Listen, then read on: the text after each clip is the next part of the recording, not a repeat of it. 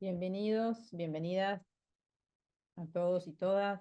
Espero que estén muy bien. Gracias por participar de este nuestro tercer encuentro del Club PROA, auspiciado por The Global Health Network.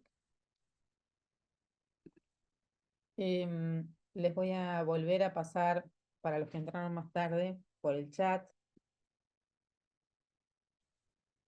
el enlace para poder ver la sesión número 1, que fue la de la doctora Rosa Contreras. Y ya estamos estamos tratando de editar la segunda, que tenía mucho ruido de fondo, así que la vamos a tener en unos días. Tenemos con nosotros a la doctora María Paula Herrera. María Paula, gracias por estar con nosotros, un placer. María Paula es médica infectóloga, responsable del programa de la provincia de control, perdón, del programa de control de infecciones asociadas a los cuidados de la salud de la provincia de Salta, del Ministerio. Es parte de la Comisión de Prevención y Control de Infecciones, también de la Sociedad Argentina de Infectología. Ha sido parte de la comisión directiva de la sociedad. Estuvo como parte del comité organizador también del Congreso de Infectología y tiene muchos otros atributos profesionales, pero por sobre todas las cosas es una gran amiga. Así que yo contenta de poder presentarla en este ciclo y agradecerle nuevamente su generosidad y su tiempo para compartir. Muchísimas gracias, Vivi. Buenos días a todos. Para mí es un honor y un placer estar acá participando de estos webinars y tratando de generar esta comunidad en pos del buen uso de los antimicrobianos y disminuir la resistencia antimicrobiana. Así que nada, un placer y muchas gracias por la invitación. Bueno, muy bien. En 2 minutitos más, vamos a ver el video de la presentación de la doctora Herrera. Después de la presentación, vamos a volvernos a encontrar para las preguntas y para jugar nuestro Kahoot. Para los que entraron recién, les vuelvo a compartir perdón. Les vuelvo a compartir el numerito del Kahoot. Así lo ven. Para los que ya quieran tenerlo listo para después de la presentación.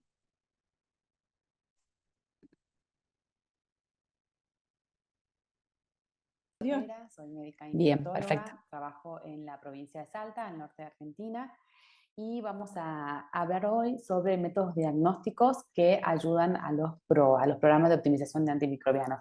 Primero que nada, agradecer a la organización de estos webinars para poder llegar a más gente, a más profesionales y concientizar y tratar de trabajar todos y armar un equipo de trabajo sobre este tema tan importante que es luchar contra la resistencia antimicrobiana. Primero un poquitito rápidamente lo que va a ser el resumen de nuestra agenda del día de hoy, hablar un poquito, contextualizar en dónde estamos parados, cuál es el objetivo de estos PROD que se les llaman o tienen otros nombres como Stewardship, Diagnostic Stewardship o algunos otros nombres con los que podemos llamar este trabajo para concientizar sobre la correcta utilización de métodos diagnósticos. Sobre eso vamos a hablar, ya que estos métodos diagnósticos nos pueden ayudar a los PROA, a los programas de optimización de antimicrobianos, o nos pueden perjudicar si no los usamos correctamente. Entonces, hay que darle una vuelta roja y poder trabajar para que estos métodos realmente nos favorezcan y nos ayuden a utilizar los antimicrobianos con mucha más conciencia y con mucho más criterio.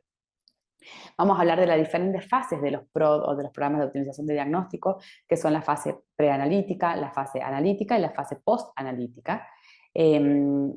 Los desafíos y oportunidades que tenemos en cada una de ellas y cuáles serían las recomendaciones finales, ¿sí? Un poco estas palabras que suenan ahí, que es una de ellas es Diagnostic Stewardship o que es un PROD, hablamos más o menos de lo mismo. En diferentes países o en diferentes lugares se lo llama de maneras diferentes. Es la gestión del uso de métodos diagnósticos o el programa de optimización de métodos diagnósticos que impactan directamente sobre el uso de antibióticos y directamente sobre la resistencia antimicrobiana. Entonces, es un proceso que lo que hace es modificar la solicitud, realización o notificación de pruebas de diagnóstico para mejorar y optimizar el diagnóstico, tratamiento de las infecciones y de otras patologías. ¿sí? Son estrategias estandarizadas para optimizar el uso de métodos diagnósticos. El objetivo es reducir la resistencia de los antimicrobianos mediante diagnósticos adecuados. O sea, la resistencia de las bacterias a los antimicrobianos para hacer diagnósticos adecuados, porque nos va a llevar a disminuir el mal uso de los antimicrobianos. Entonces, ¿qué es la gestión de los métodos diagnósticos? Es saber elegir el método diagnóstico adecuado. Hoy por hoy estamos en un mundo en el que tenemos muchísima accesibilidad, no sé de accesibilidad, pero hay muchísimos métodos diagnósticos para varias enfermedades. No todos tenemos la misma accesibilidad, por eso es importante para unificar el criterio para los diferentes escenarios en los que vivimos cada uno y poder elegirlo sabiendo su sensibilidad, su especificidad, cuándo realmente lo necesitamos y si eso realmente me va a generar una acción correcta. Entonces, elegir el método diagnóstico adecuado para el paciente adecuado y que genere intervenciones correctas. Un poco de contexto, ¿qué es lo que nos está pasando hoy con la resistencia antimicrobiana? Realmente estamos en una emergencia, en una situación crítica. Lo venimos hablando en los diferentes webinars previos y seguramente se van a seguir tocando este tema, porque nuestro fin último es lograr que las bacterias sean sensibles nuevamente a los antibióticos para que podamos tratar. Si no, son una amenaza gigante que, como ustedes verán en esta diapositiva, genera 700.000 muertes anuales asociadas a la rama, a la resistencia antimicrobiana. Solamente el 30% de los países en desarrollo tienen un plan nacional de acción para combatir la resistencia antimicrobiana. No deberíamos tener todos los países este plan de acción, porque como siempre decimos, esto es una salud, es una sola, o sea, nuestro planeta con la globalización y con la comunicación que tenemos entre países hoy por hoy, que haya mucha resistencia antimicrobiana en un país, rápidamente no, el problema lo empezamos a tener en todos los países. Entonces necesitamos una concientización global.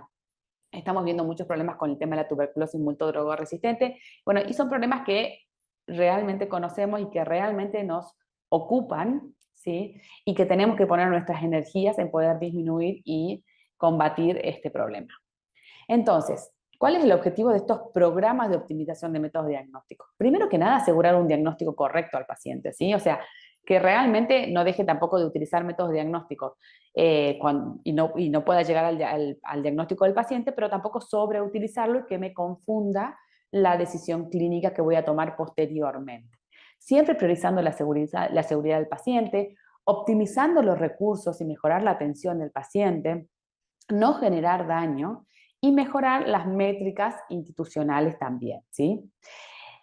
Cuando uno habla un poquito, hablamos siempre de la IA, de las infecciones, de la inteligencia artificial y de cómo la utilizamos. Yo, por ejemplo, en el método diagnóstico le pregunté a la inteligencia artificial cuáles eran las causas más frecuentes de solicitudes de pruebas diagnósticas inadecuadas según la inteligencia artificial. Y estas son las pruebas las causas que me tiró la IA. Síntomas inespecíficos, que son solicitudes basadas a síntomas que no me apuntan a una infección, que no tengo por qué pedirle un cultivo o un urocultivo a pacientes que no tienen síntomas específicos de esa enfermedad, por ejemplo, ya vamos a hablar de urocultivos, o son pruebas de rutina, que directamente el paciente se interna en una terapia intensiva, entra con insuficiencia cardíaca descompensada, pero por las dudas le pido hemo, uro, esputo y le pido un montón de estudios bacteriológicos que no tienen ningún sentido porque no estoy sospechando ninguna infección, pero de rutina ya tenemos estandarizados los pedidos bacteriológicos al ingreso de una internación, por ejemplo, y con eso estamos tratando todo el tiempo de concientizar. Las presiones externas, no solo de los pacientes, sino también de los colegas que solicitan las pruebas sin una base médica sólida. Por eso es tan importante la falta de capacitación, o sea, poder capacitar a nuestros colegas, también hacer capacitaciones con los pacientes, con todo el entorno de nuestra institución, para entender la importancia de solicitar pruebas cuando yo realmente sospecho una infección y solicitar la prueba correcta. Y lo otro es el error de la interpretación, o sea, son los malentendidos sobre los resultados de pruebas anteriores que llevan a solicitar pruebas adicionales. O sea, como no entendemos, como hemos pedido una prueba sin un diagnóstico en nuestra cabeza, cuando recibimos ese diagnóstico no la terminamos de entender y pedimos otro hemocultivo por la duda y pedimos otro, y ahí empezamos a entrar en esos errores de interpretación, ¿no? Entonces, los objetivos de los PROD es mejorar la atención a los pacientes, promover diagnósticos precisos y oportunos, aumentar el uso apropiado de antimicrobianos, reducir la resistencia antimicrobiana Como beneficio secundario, mejoramos la eficiencia de la atención, reducimos costos innecesarios, que podemos utilizar esos recursos para un montón de otras cosas y no para gastarlos en métodos diagnósticos que quizás no son útiles y no nos van a generar cambios de conducta, ¿sí? Y mejorar las métricas institucionales relacionadas con infecciones adquiridas en los hospitales.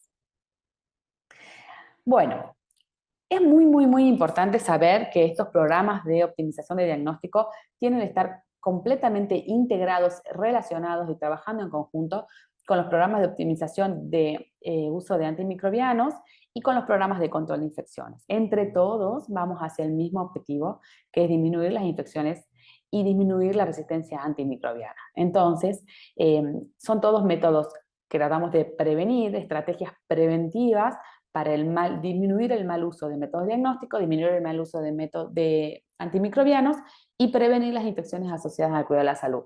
Realmente estos programas deben estar integrados en una institución y tenemos que tener los objetivos claros y las tareas bien estandarizadas para poder avanzar en este tipo de programas. Bueno, ahora nos metemos de lleno en los PROD. Sabemos que los programas de optimización de diagnósticos, tienen 3 fases. Una fase analítica, que es cuando yo solicito el método diagnóstico y hago la recolección de la muestra, o le recomiendo al paciente que haga la recolección de la muestra. Una fase analítica, que es el procesamiento de la muestra dentro del laboratorio. Una fase posanalítica, que sigue siendo en parte del personal que trabaja en el laboratorio, del microbiólogo, del bioquímico, y en parte también del médico asistencial, porque interpreta los resultados. Cómo hago el reporte importa muchísimo en la forma de que hacemos el reporte, y cómo el paciente que está el médico que está con el paciente interpreta esos resultados. Entonces, en la fase preanalítica, lo que generalmente se decide hacer es como seleccionar algunas pruebas las más comúnmente usadas para definir o diagnosticar algunas infecciones, como por ejemplo hemocultivos, urocultivos y muestras respiratorias. Generalmente lo que se recomienda es como seleccionar, así como cuando trabajamos en PROA, que seleccionamos los antibióticos que más impacto tienen en la resistencia antimicrobiana y más frecuentemente usados para empezar a trabajar. Bueno, en PROD vamos a seleccionar las pruebas diagnósticas que más impacto tienen en la indicación del antimicrobiano para empezar a trabajar. Por eso se trabaja con hemocultivos, urocultivos y muestra respiratoria. Es importantísimo conocer la probabilidad pretest de cada prueba. ¿Qué es la probabilidad pretest? Es la probabilidad de que un paciente padezca la enfermedad antes de solicitar la prueba diagnóstica para una solicitud racional. O sea, poder saber de si realmente esa prueba que le estoy por hacer es efectiva para diagnosticarme esa enfermedad y si va a generar un cambio en el manejo clínico de mi paciente, ¿sí? Entonces eso tengo que sentarme y decir, ¿para qué pido este estudio? ¿Qué espero? ¿Y me genera un cambio o no me genera un cambio? Ese es el uso racional de los diferentes métodos diagnósticos. Por ejemplo, nos metemos un poquito en hemocultivos. Este es un tema bastante largo, la idea es dar como una introducción o como un pantallazo de lo que es un PROD. Hay muchísima bibliografía muy actualizada hoy por hoy. De hecho, la Sociedad Argentina de Infectología está a punto de sacar un artículo nuevo sobre esto, profundizando en cada uno de los temas, que seguramente cuando esté disponible van a poder acceder al mismo para poder ir profundizando en estos temas. Pero bueno, vamos a ir hablando un poquitito sobre esto. Los hemocultivos, lo que hay que hacer es tener algoritmos para la toma de muestras de hemocultivos en nuestras instituciones, para que todos hablemos el mismo idioma, ¿sí? Así como decimos que tenemos que tener protocolos de atención para las infecciones más frecuentes, tenemos que tener protocolos o algoritmos para la toma de muestras de cultivos, como hemocultivos, urocultivos y muestras respiratorias, ¿sí? Entonces, algoritmos para la solicitud de hemocultivos. Priorizar poblaciones de alto riesgo y estandarizar criterios de solicitud. Eso es sumamente importante que sepamos que no todos los pacientes son iguales, que cuando hablamos de pacientes neutropénicos, pacientes trasplantados o un paciente que viene de la casa sin ninguna patología previa, tenemos que considerar cada paciente por su lado. Tenemos que tener claras las recomendaciones para cuándo no solicitar hemocultivos. Eso lo tenemos que tener escrito. O sea, cuando decidimos la limitación terapéutica con nuestro equipo de trabajo, con la familia en un paciente, así como decidimos el uso de no pruebas invasivas o de no métodos invasivos para sostener la vida de los pacientes, también tenemos que evaluar la necesidad o no de tomarles muestras bacteriológicas, si no vamos a tomar ninguna conducta y consecuencia, ¿sí? Cuando tenemos infecciones urinarias sin síntomas sistémicos, cuando tenemos fiebre, leucocitosis aislada, cuando hay fiebre en el postoperatorio en las primeras 24 horas. Todas esas cosas tenemos que tener en cuenta que en esos casos no hay que pedir hemocultivos. Utilizar las recomendaciones de la probabilidad de bacteriemia según foco sospechado. La verdad que esto es, ahí les dejo la cita de la doctora Valeria Fabre, con sus colaboradores que publicaron este artículo, en el cual realmente nos preguntamos, ¿vale la pena hacer tantos hemocultivos? ¿A quién le tenemos que hacer el hemocultivo? Y si yo estoy sospechando una infección urinaria, o estoy sospechando una neumonía o una meningitis, ¿cuál es la probabilidad de que esto realmente tenga una bacteriemia y que el hemocultivo sea realmente útil de acuerdo al foco de infección que esté sospechando? Bueno, ahí en este artículo se clasifican en altamente probable una bacteriemia de acuerdo al foco, moderadamente probable y muy poca probabilidad de hacer bacteriemia con este foco. Entonces, obviamente, en los que tienen muy poca probabilidad no se recomienda tomar hemocultivos.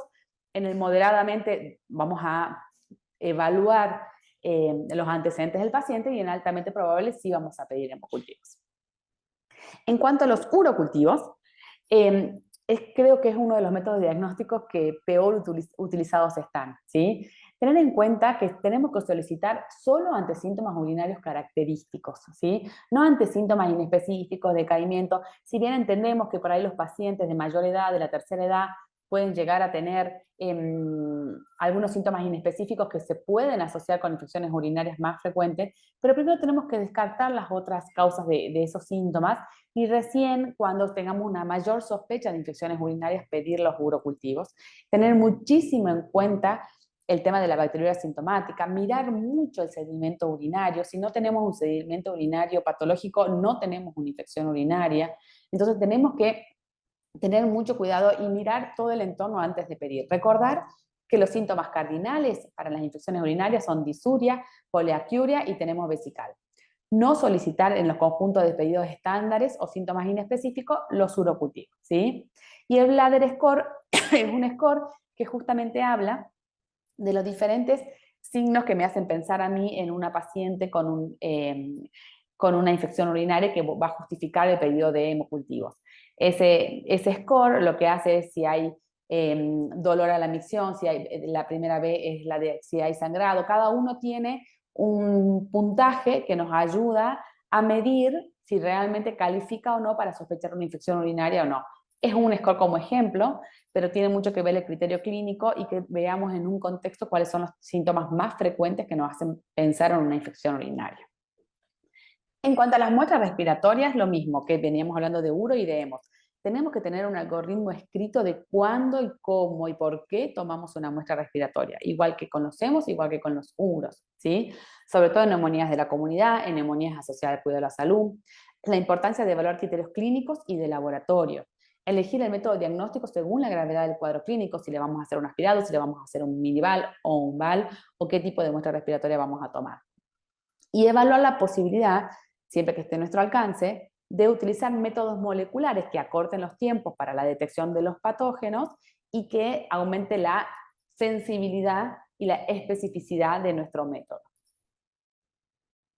Bueno, pasamos un poco a la fase preanalítica un poco rápida, esto da para una sola clase, pero la idea era empezar a entender qué es esto de los programas de optimización de método de diagnóstico y cómo las pruebas diagnósticas pueden ayudarme o perjudicarme en el uso correcto de los antimicrobianos.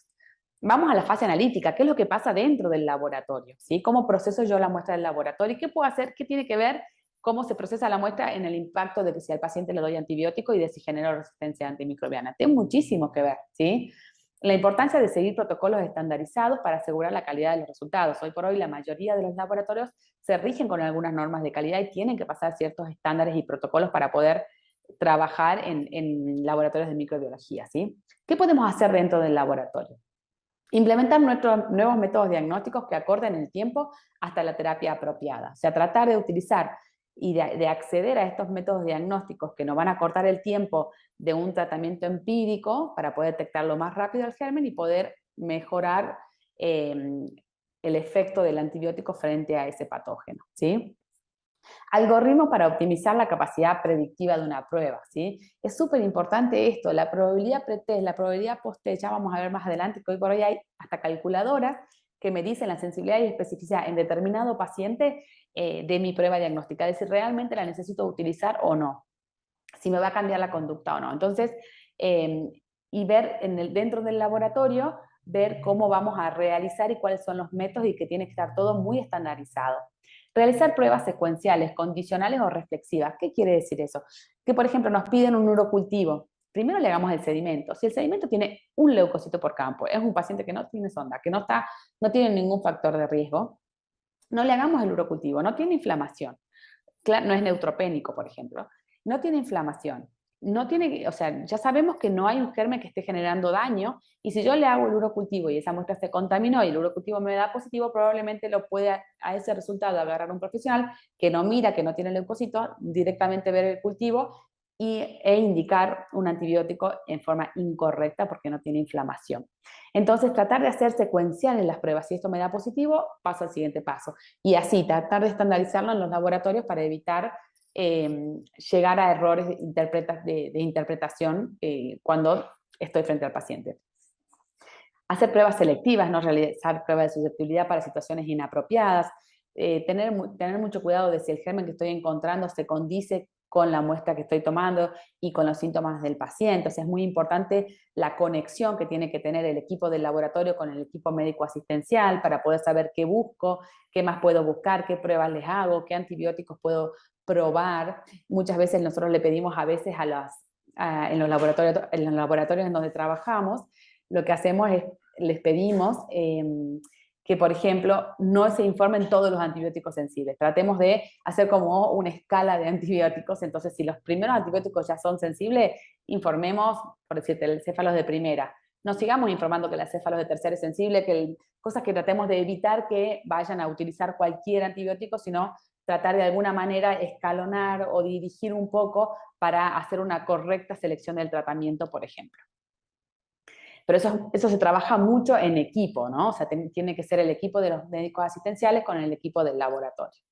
Entonces, ¿cómo trabajamos con calidad en la fase analítica? El control de calidad de las pruebas diagnósticas, la capacitación del personal para realizar análisis adecuados y la importancia de la comunicación clara de resultados al equipo clínico. Esta parte la vamos a hablar ahora en profundidad en la fase posanalítica, pero es súper importante. O sea, hacer el procesamiento de las muestras correctamente, hacerlo secuencial, hacerlo con conciencia, y cuando tengamos alguna duda poder trabajar en equipo con nuestros médicos para preguntarles si tiene síntomas, si no tiene síntomas, si hay que repetir la muestra, si qué vamos a hacer, y cuando vaya a plasmar en el informe lo que yo estoy viendo en mi laboratorio, tengo que estar muy segura y tengo que ser muy consciente de que eso va a generar una acción para con el paciente. Entonces tengo que tener mucho cuidado en cómo voy a elaborar ese informe. Y ahí pasamos de lleno a la fase posanalítica, que es la fase final del proceso diagnóstico. Es cuando el médico generalmente ya recibe el informe, o sea, el bioquímico realiza el informe, o el microbiólogo, y el médico recibe ese informe y con eso toma una conducta para con el paciente. Entonces, acá vamos con el informe de las pruebas. Nosotros muchas veces hemos visto, por ahí nos llegan al consultorio, informes de infecciones urinarias que no son infecciones urinarias de urocultivo, que tienen 2 leucocitos por campo, que tienen un Escherichia coli, y abajo de todo el informe del antibiograma, y ponen, se observa infección urinaria. No se puede observar infección urinaria. Lo que observa el bioquímico o el microbiólogo es la positividad de esa prueba, ¿sí? O sea, del urocultivo que les da positivo, a pesar de, como les decía recién, que si no tienen leucocitos, lo ideal sería no haberle realizado el urocultivo, directamente poner que no tiene inflamación y que no se realiza, sería lo ideal. En el caso que lo tengan que realizar de todas maneras, evitar esas afirmaciones de se observa infección que son diagnósticos clínicos, que en realidad la única manera de diagnosticar esa infección es frente al paciente, viendo si tiene síntomas o no, porque puede ser una bacteriuria sintomática. Entonces, evitar ponerle nosotros desde el laboratorio el sello diagnóstico si no sabemos los síntomas que tiene el paciente, ¿sí? O sea, tener mucho cuidado con el informe porque tiene mucho impacto en la acción del médico posterior. Y que el informe llegue al médico que lo solicitó y a la especialidad correcta para que pueda interpretarlo de manera correcta. Entender la importancia del impacto en el informe, no informar especies para organismos conocidos como contaminantes, directamente poner gérmenes contaminantes, que se asumen como contaminantes. Esas aclaraciones que hacen los bioquímicos, los microbiólogos, son sumamente importantes para los médicos cuando nos ponen, este germen generalmente es contaminante, es polimicrobiano. Todas esas recomendaciones siempre son muy importantes. Aclaraciones sobre las causas de resultados falsos positivos o falsos negativos, por ahí decir, me dio positivo, pero puede ser un falso positivo porque hay algunos motivos que nos pueden llevar a las diferentes pruebas a ser falsos positivos. Entonces, que el microbiólogo lo escriba en los informes es súper importante. Hacer alguna acotación, se puede hacer alguna acotación sobre terapias recomendadas, sobre todo en la sensibilidad, si es apto para sinergia o no, por ejemplo, en algunos antibiogramas, cuando vemos que el manejo está complejo de este germen porque es un germen que ya tiene mucha resistencia, entonces esa info que nos da el microbiólogo diciéndonos si es apto para terapia combinada o no, etcétera, a nosotros nos ayuda un montón. Y la recomendación es de siempre consultar ante casos con gérmenes multiresistentes al médico que es especialista en enfermedades infecciosas, que va a tratar de hacer el uso más optimizado de los antimicrobianos. El trabajo en equipo es clave para garantizar que los resultados informados conductan a decisiones de gestión óptimas. El trabajo en equipo es la base. Bueno, y ya vamos saliendo un poquito de la fase postanalítica. ¿Qué es lo que tenemos que tener en políticas de calidad acá? Evitar las demoras en la comunicación de resultados críticos y clínicos. O sea, es importantísimo saber que el paciente está con un tratamiento antibiótico dependiendo de lo que nosotros tenemos por informar. Entonces tratemos de informar lo antes posible para que se puedan adecuar esos antibióticos en ese paciente. La capacitación del personal en la interpretación de los resultados es sumamente importante. La comunicación entre el equipo clínico y el equipo de laboratorio. La implementación de sistemas electrónicos para la notificación de resultados también es súper importante porque eso agiliza muchísimo el circuito de la información. La provisión de información adicional para el manejo clínico. Entonces, la interpretación de pruebas por los profesionales asistentes es súper importante. Entonces, lo que tenemos que saber, el profesional asistente, cuando pide la prueba y cuando la interpreta, tiene que saber qué también esta prueba me identifica a los pacientes que tienen la enfermedad y qué también esta prueba me identifica a los pacientes que no la tienen. Sensibilidad y especificidad de un método.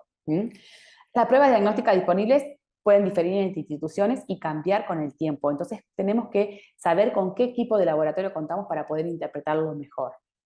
Las características de las pruebas pueden variar según la población de pacientes, si son inmunodeprimidos o no. Y varios estudios demostraron que los profesionales asistentes muchas veces, la mayoría de las veces, tienen una comprensión deficiente en el rendimiento de estas pruebas, en la probabilidad pre-test y post-test de estas pruebas, en la sensibilidad y en la especificidad. Cuando se le pregunta, se hicieron algunos estudios que después que los médicos indicaban algunos estudios microbiológicos le decían, ¿y qué sensibilidad y qué especificidad tiene esa prueba? ¿Y qué probabilidad pretest tiene esa prueba para este paciente? Y la mayoría los desconocen, cuando deberíamos conocerlos todos antes de solicitar un método de diagnóstico. ¿Sí? Es súper importante trabajar con determinados métodos de diagnósticos y conocerlos en profundidad. Para eso es lo que yo les decía al principio de la charla, hay unas calculadoras de diagnósticos, que entre ellas, bueno, hay varias, pero se me viene a la cabeza en este momento de MedCalc, de UpToDate, hay diferentes aplicaciones que hay hoy disponibles en la tecnología que son útiles para estimar la probabilidad pre- y post-test de la enfermedad, que tienen la sensibilidad y la especificidad frente a este paciente, con esta clínica, con estas características, me tira cuál es la posibilidad o la probabilidad pretest de esta prueba diagnóstica, la sensibilidad y la especificidad, y me hace tomar decisiones más acertadas, me ayudan a tomar decisiones más acertadas. Bueno, si yo implemento todo este programa de optimización de métodos de diagnóstico, tanto la fase preanalítica, analítica y postanalítica, con todo mi equipo de trabajo, acuérdense siempre relacionado con prueba y con control de infecciones, ¿qué es lo que espero? Disminuir la solicitud innecesaria de estudios marcadores, no olvidarse que también no solo son las pruebas diagnósticas, también hay un montón de métodos diagnósticos como radiografías, como hemogramas, como reacción de fase agudas que también se piden sin un sentido claro, sin una sensibilidad y una especificidad, sin una probabilidad pretest. Entonces tenemos que disminuir esa solicitud innecesaria para optimizar el uso de antimicrobianos y optimizar el uso de nuestros recursos, ¿sí? Disminuir la resistencia antimicrobiana y su morbimortalidad asociada. Como desafío y oportunidades tenemos muchísimas. Creo que este es un tema nuevo que está empezando a surgir, ya lleva un par de años, pero que hay mucha gente que venía ya trabajando sobre este tema, pero es algo que estamos poniendo sobre la mesa porque muy importante con el tema de la resistencia antimicrobiana, uno dijo, bueno, tenemos que usar mejor los antibióticos. Y cuando empezamos a mirar el uso de antibióticos nos dimos cuenta que lo que lleva a veces a tomar decisiones equivocadas en el uso de antibióticos es porque el método diagnóstico no fue correctamente pedido, no fue analizado de esta manera para este paciente, entonces nos hace tomar decisiones equivocadas, ¿sí? Entonces tenemos que detectar oportunidades para mejorar la colaboración interdisciplinaria, acercarle a los médicos asistenciales algoritmos, estrategias para solicitar las pruebas diagnósticas y para el uso después y la interpretación de estas pruebas diagnósticas y el uso de antibióticos. Protocolizar el uso de pruebas diagnósticas, disminuir el uso de pruebas costosas que raramente influyen en la decisión clínica, y también las pruebas quizás que son de bajo costos, que las pedimos muchísimo y que generan gastos innecesarios y tampoco me definen conducta clínica, ¿sí? Por más que sea de bajo costo, hay que ver si realmente es útil, si es sensible y si es específica. Y pruebas porque proporcionan resultados indeterminados o carecen de sensibilidad y especificidad, sean de bajo o de alto costo, no tiene mucho sentido utilizarlas. Entonces hay que saber analizar. ¿Qué intervenciones nos pueden ayudar? Herramientas de apoyo a la decisión clínica, como decíamos recién, y educación. Educación, educación. Es la herramienta más útil que tenemos a mano siempre, ¿sí? Considerar de todo método diagnóstico la efectividad reportada, la factibilidad de implementación basada en recursos locales, el flujo de trabajo y las preferencias para ver las intervenciones de educación que vamos a utilizar con nuestro equipo, la carga que la intervención puede suponer para los clínicos, ver, decir, bueno, le vamos a hacer una capacitación, disponen de tiempo, en qué tiempo lo podemos hacer, o le podemos mandar cápsulas cortitas de recordatorios por ahí a los celulares, o pegar estrategias en las guardias, los algoritmos de atención, o sea, buscar la forma de que no genere más carga al médico asistencial y a la gente del laboratorio, a los profesionales que están en el laboratorio, pero que de alguna manera nos ayuda a seguir capacitando y a seguir incluyéndonos en este equipo de trabajo contra la resistencia antimicrobiana.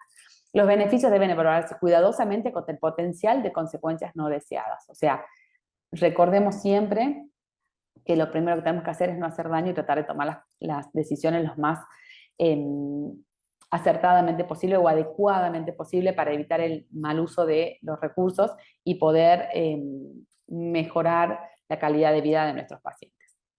¿Cómo medimos el impacto? Acordarse que con todos estos programas, que para generar nuestro programa vamos a generar indicadores, vamos a poder, como le decía al principio, por ahí elegir hemocultivos, urocultivos y muestras respiratorias para usarlos de trazadores de nuestro programa de optimización de diagnósticos, y que medimos efectividad y seguridad. O sea, por ejemplo, si queremos reducir el tratamiento inapropiado de bacteriuria sintomática, podemos hacer un indicador de resultado y ver cuáles son los antibióticos prescriptos para las infecciones del tracto urinario. Podemos ver una medida de seguridad que es el número de readmisiones debido a la infección urinaria. Yo por ahí restringí el uso de antimicrobianos, pero los pacientes reingresan más frecuentemente, entonces ahí me dice que no estoy trabajando bien con seguridad, que tengo que reevaluar de vuelta los diagnósticos y los tratamientos, o las medidas de procesos, que es la satisfacción de los proveedores de primera línea con el nuevo flujo de trabajo. O sea, trabajar siempre en equipo y preguntarle a los trabajadores de la salud si están satisfechos con esta nueva forma de trabajo y que si las herramientas que les estoy dando, ya sean por medio de la historia clínica electrónica, de carteles, de algoritmos, etcétera,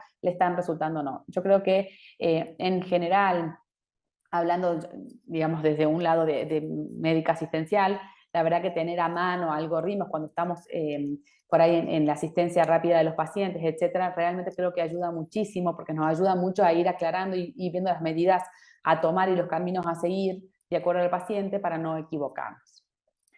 Entonces, recordar también que esto va más allá de la microbiología, recordar los métodos de diagnóstico por imágenes, no hacer sobreuso de los métodos de diagnóstico por imágenes, si lo voy a pedir para qué, en qué va a cambiar mi conducta médica el resultado de este método de diagnóstico por imágenes, en qué me va a cambiar el ecocardiograma, si realmente sospecho una endocardititis o no, o lo estoy pidiendo porque hice un episodio de fiebre y no tiene sentido.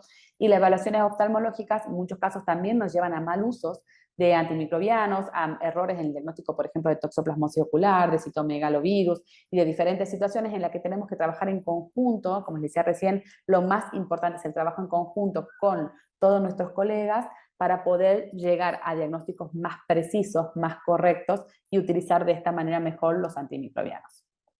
Como conclusión, me habrán escuchado toda la clase decir que uno de los pilares más fundamentales es el trabajo en equipo, identificar fortalezas, oportunidades, debilidades y amenazas en nuestro lugar de trabajo, tratar de dar apoyo a nuestro equipo para poder obtener resultados mejores, integrarnos siempre con el programa de optimización de antimicrobianos y con el programa de control de infecciones, y a eso le vamos a sumar ahora el programa de optimización de métodos diagnósticos, y tener siempre algoritmos y protocolos adaptados siempre a nuestra realidad local. O sea, no bajemos algoritmos de artículos que leemos por ahí en otros países, en otros lugares, y lo tratemos de implementar a la fuerza en nuestra institución, porque así no va a funcionar. Tenemos que leerlo, ver de eso qué es lo que coincidimos, cuál es nuestra epidemiología local, si realmente podemos seguir con eso, cuál es la patología más frecuente que tenemos, cuál es el nivel de capacitación de los profesionales que tenemos en nuestro lugar, si les falta capacitación, establecer políticas de educación, de capacitaciones estandarizadas, permanentes, para poder ir avanzando en este caso. Bueno, acá hay un par de artículos, hay muchísimos artículos sobre este tema que los invito a leer y conocer, que la verdad me han resultado muy útiles y muy interesantes, y permanentemente están saliendo nuevos. Como les decía recién, prontamente va a salir uno de la Sociedad Argentina de Infectología también. Y nada, y agradecer nuevamente a todo el equipo del IEX que nos invitó a participar de estos webinars, y que podemos llegar a más gente está tratando de siempre de promover las políticas de seguridad y de calidad de atención de nuestros pacientes, disminuyendo el uso de antimicrobianos, disminuyendo y optimizando el uso de recursos en todas las poblaciones, y teniendo un impacto sobre la resistencia antimicrobiana. Bueno, espero haber sido clara, de utilidad, y estoy a disposición para las preguntas que quieran realizar. Bueno, muchas gracias, Paula, por la presentación. Y tenemos ya una pregunta acá en el preguntas y respuestas. Una pregunta que hicieron sobre el Bladder Score, yo le pasé la cita a Lisette, así que espero que haya llegado bien. Después se las vamos a mandar también en alguna de las invitaciones. Y bueno, tenemos una pregunta de Romina. Romina dice que es súper interesante el tema, que justo quieren ajustar en las áreas críticas, ya que según la estadística del año pasado tienen bajos rescates positivos en los hemocultivos, pero cuesta dar el primer paso. Y la consulta es saber si los algoritmos para las decisiones se pueden encontrar en alguna bibliografía específica más allá de lo que se compartió. Bueno, sí, en cuanto a lo que decías, ¿verdad? Del Core, sí está la cita, y la verdad que es una herramienta útil, digamos. Hay un montón de otros scores, le puse ese como ejemplo, pero hay otros scores que podemos utilizar como para ir abriendo las aguas en que realmente, si realmente sospechamos una infección o no en determinado paciente, ¿no?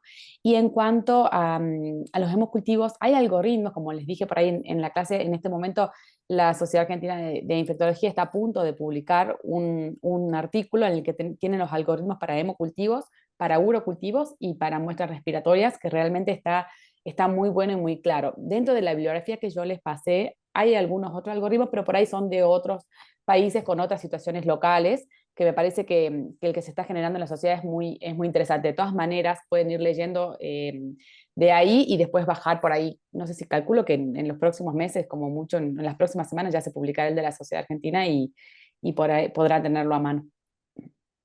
Les comparto, por si quieren sacar la fotito, supongo que es este, ¿no? Sí, ese, tal cual. Pauli.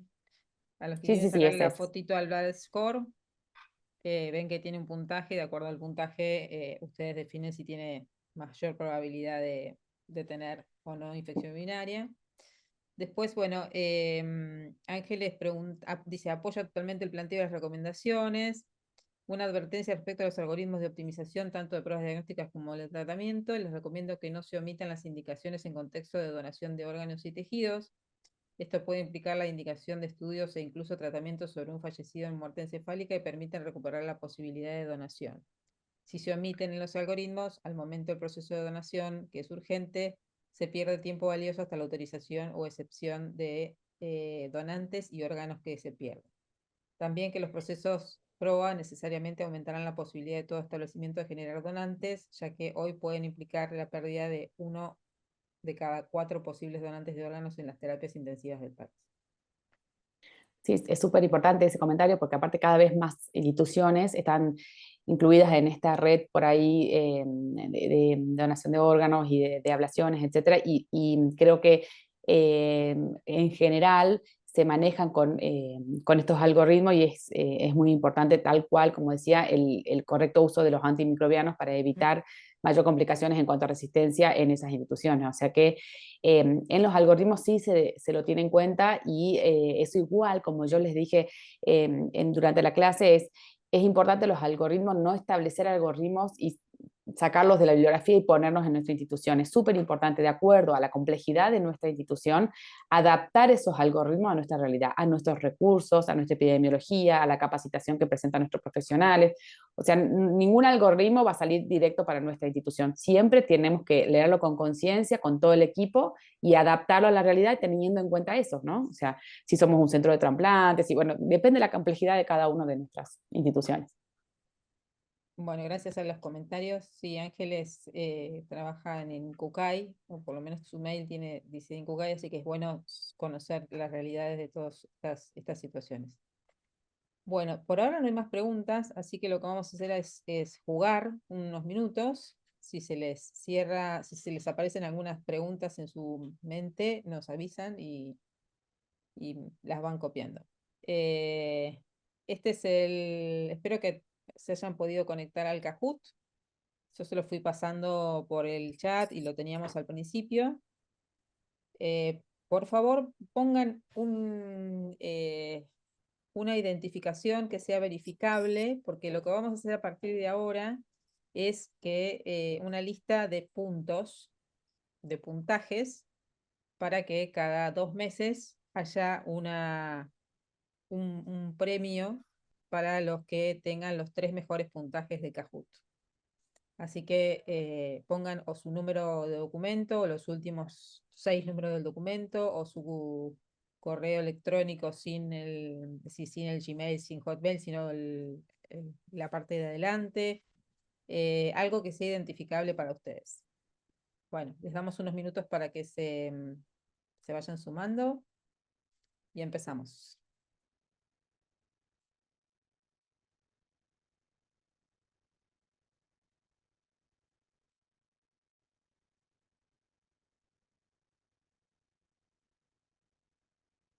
Tenemos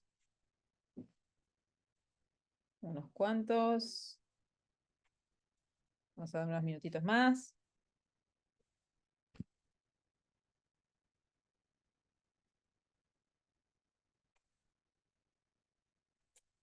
Bueno, empezamos porque mientras se van sumando, la primera diapo tiene que ver con de dónde son ustedes y de dónde nos visitan en esta situación virtual.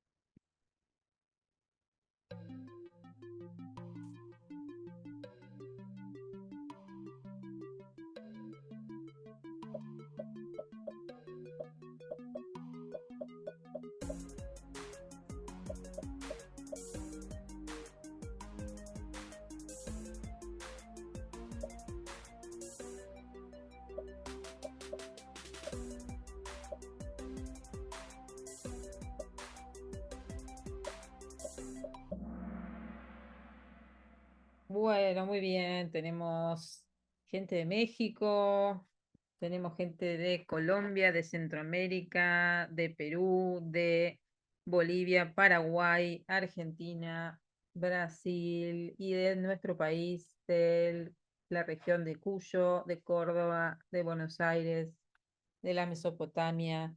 Bueno, muchas gracias por compartir esto y ahora sí, vamos a empezar a jugar.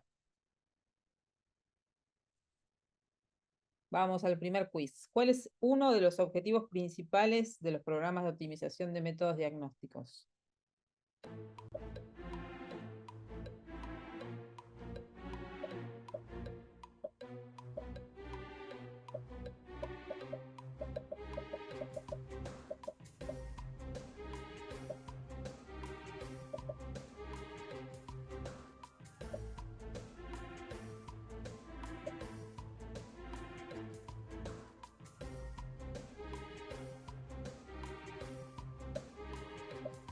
Vamos. Muy bien. Vamos a ver. La respuesta era asegurar diagnósticos correctos y uso adecuado de antimicrobianos. Como les decía Paula, esto tiene que ver con el uso adecuado de recursos y evitar la cascada, ¿no? De mal uso o de un uso incorrecto. Segunda pregunta. ¿Qué fase del proceso diagnóstico incluye la interpretación del resultado por parte del médico asistencial?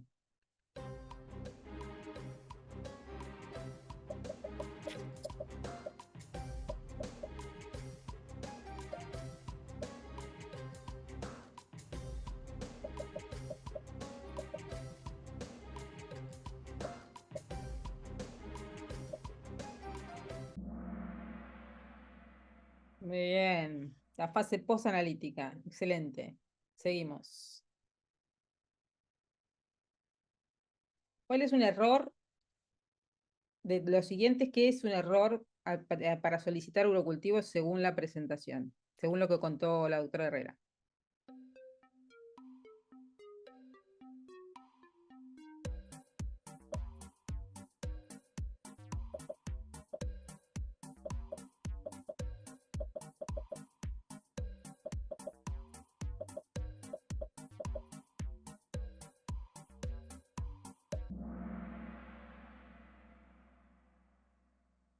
Bien. Paula, ¿quieres contar? Sí, por ahí quizás se malinterpretó la pregunta, que sería, en realidad, en el caso de un paciente que tenga síntomas con sedimento normal, no debiéramos hacer, por ejemplo, en la fase analítica de estos PROD, trabajar con los laboratorios para que una vez, si tenemos el sedimento normal, no hacer el urocultivo, digamos, eso sería lo correcto, ¿sí? O sea, tener en cuenta que el primer paso es el sedimento. Si no hay inflamación, excepto de algunas situaciones como un paciente neutropénico o algunas otras situaciones especiales, no justificaría hacer la prueba del urocultivo, ¿sí? O sea, recordar que la clínica es soberana, después tenemos los signos que serían la inflamación en el sedimento y recién ahí tendríamos que ir al urocultivo. Por eso esa es la correcta, digamos, en cuanto a la interpretación de estos métodos diagnósticos y a la fase de analítica de nuestro programa de optimización diagnóstica. Bien. Creo que es la última que nos queda, verdadero o falso. Implementar sistemas electrónicos de reporte de educación mejora la interpretación y uso de resultados. A ver qué les parece.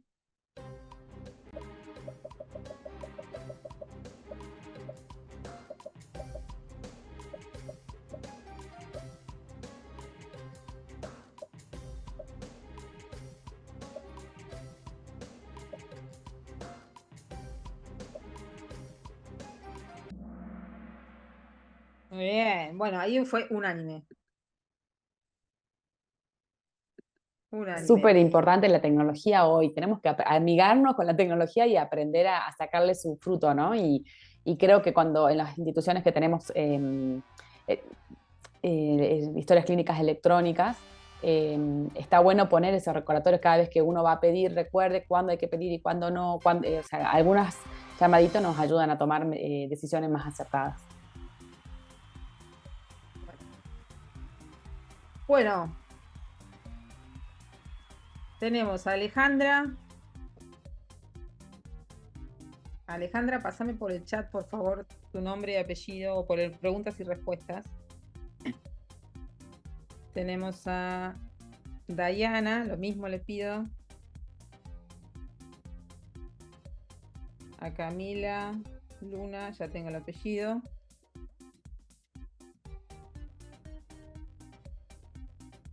A ver.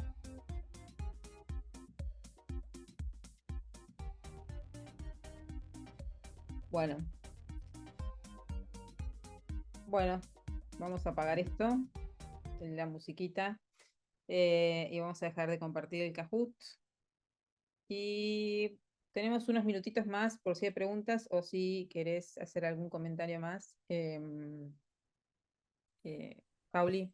Nada, agradecer realmente a la gente que se interesa por estos temas, porque creo que eso nos da mucha satisfacción saber que hay gente que está tratando siempre de mejorar nuestras prácticas para optimizar la atención de nuestros pacientes, ¿no? Entonces, está bueno ir generando, veo que es en Latinoamérica, digamos, esta movida de optimizar el uso de nuestros recursos, del uso de los antibióticos, de los antimicrobianos y disminuir la resistencia antimicrobiana que nos preocupa a todos. Así que, un placer participar. Bueno, gracias. Acá nos piden la diapo de la bibliografía. Denme un segundo que voy a ver si la puedo sacar de la última parte del video. Eh, ahí está. Si no, si querés, Vivi, la puedo compartir yo desde el Power. Por ahí es más fácil, sí, sí, sí, es más fácil. ¿La Porque, comparto acá en compartir pantalla o cómo lo sí, sí, pasamos? sí, sí. Bueno, a ver, acá vamos. Esperen que voy a la diapositiva esa.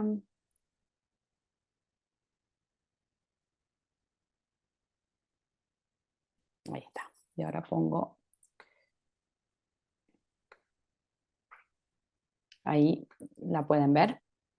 Ahí la ven bien, Vivi. Yo la veo perfecta. No sé si el Genial. resto la ve, pero igual lo que estoy haciendo es capturarla para ver si las puedo pasar por el chat también. Ahí la tienen en el chat, los que quieran bajar. De estas, todas las biografías tienen muchísimas cosas interesantes, pero sobre todo les recomiendo que es de una fácil lectura y muy práctica, es la bibliografía en el orden, la cuarta de la doctora Valeria Fabre, en la que es una guía práctica para el uso de estos métodos diagnósticos optimizados, digamos. Igual todas tienen muchas cosas interesantes para leer, y ese es puntualmente como algo más global. Las otras por ahí son algunas partes de la charla que hemos hablado hoy día. Bueno, estamos. Bueno, ahí dejo de Gracias. compartir. Sí, gracias nuevamente, Paula. Gracias a todos por asistir, por participar. Y bueno, nos vemos en 2 semanas con nuestra nueva invitada, la doctora, no, el doctor Felipe Guayer. Así que vamos a ver un poco de lo que es la evidencia y el uso de la evidencia en esta secuencia que vos nombraste, ¿no? La evidencia, la educación, las herramientas. Así que estamos tratando de ver un poco de cada cosa. Bueno, gracias y que estén muy bien. Buen fin de Muchas semana. gracias a Hasta luego. todos. Buen fin de semana. Chao, chao.